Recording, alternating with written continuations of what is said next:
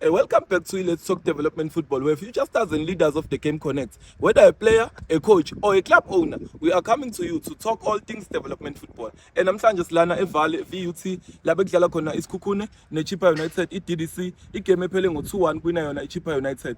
Namhlanje sijoyine uBernardo. Bernardo, please introduce yourself. Ngicela ngibulise kubabukeli. Igama lami nguKhunganani Sivikele Sigadi. Phuma Eastern Cape eButterworth kwilali yakuMqambeli. Siyabonga kakhulu Bernardo useshilo ukhunganani wakaSigadi umdlalo weChippa United ukade edlala khona la eGauteng ku-Gauteng Development League udlalile ku-Prestige wadlala ku-Joburg City udlalile kwamanye ama-team khona around le Gauteng until uzubuyela ekhaya Bernardo. Awusitshele ijeni yakho yokubuyela ekhaya ubula egoli wafunda konke okufundile sewubuyela ekhaya manje e-Eastern Cape. Awusitshele ijeni yakho ihambe kanjani kuloko?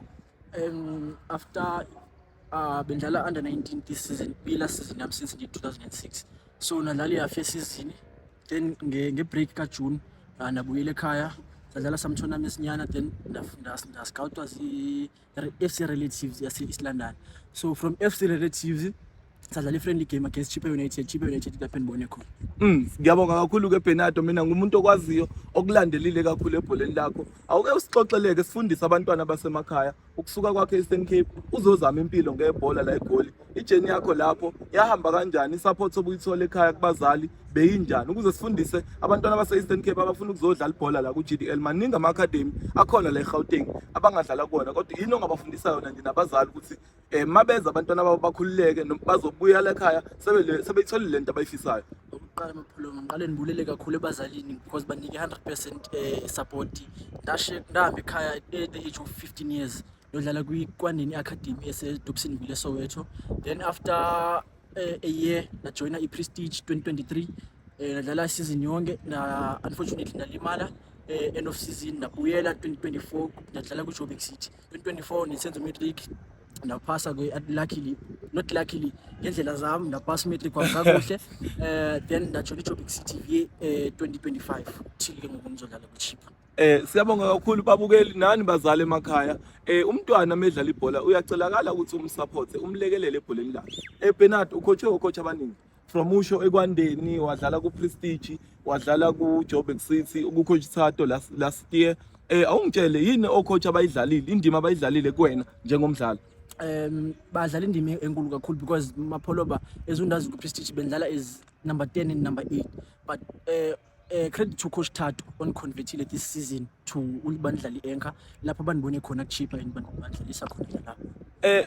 I-Enco idlala kahle kakhulu and nakhona number 10 ubudlala kahle kakhulu, number 8 ubudlala kahle kakhulu. Ngikubuka ku-Prestige ku-under 19 under uCoach Spa wa-converta to an anchor now okuwena manje usucontrola i-engineer ye-team. I-team yenza kahle kule nsuku iyawina. Ngiyakhumbula nadla neMamelodi Sundowns namhlanje nidla isikhukhune.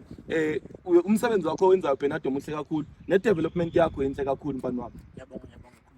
Bernardo, nawo komunye umbuzo enginawo iSouth Africa nje as a whole mawucabanga siyayenza yini justice ku-development njengomdlali wena osephumelele wazofika la ku-DDC? Mawucabanga iSouth Africa ku-development siyayenza yini justice? Xa uthi South Africa mapholoba andiyazi bandibeke kanjani, but for iGauteng ya number 1 with development because nami suke from Eastern Cape Weza la eGauteng. Yes. Then nabuyela ekhaya seni well developed. I-challenge ke lethu kwamanye ama-province ukuthi let us focus on i-development yabantwana. iGauteng yenza kahle in development football, kune-GDL stream A stream B very competitive, kune-academy league edlalwa abo-Augusto Palacios School of Excellence very competitive. Umntwana odlala ibhola ngala eGauteng ubuyela ekhaya eselitholile lolu lwazi alifunayo, njengoba nangu uBernardo ubuyela Eastern Cape usekadlala kuChippa United and uyayiqala futhi ayiqede igame babukeli, hayi ukuthi uyangena ngesapho uyayiqala uyayiqeda. Kusho ukuthi ocoach Thato ocoach Spa abakucoachile nasekwandeni umsebenzi abawenzile muhle kakhulu. Bazali emakhaya siyabonga kakhulu ukuthi nisijoyine namhlanje ohlelweni lwethu i-Let's Talk Development Football. Ku-YouTube uyasubscribe, ku-TikTok uyafollow us on all social media platforms. This is Let's Talk Development Football. Thank you. Sharp Bernardo.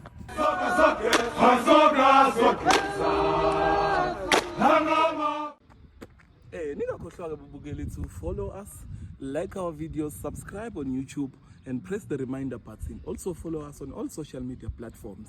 We are Let's Talk Development Football. We are still going to give you more exciting episodes with coaches, players and club owners who made it possible for our youngsters. Danko.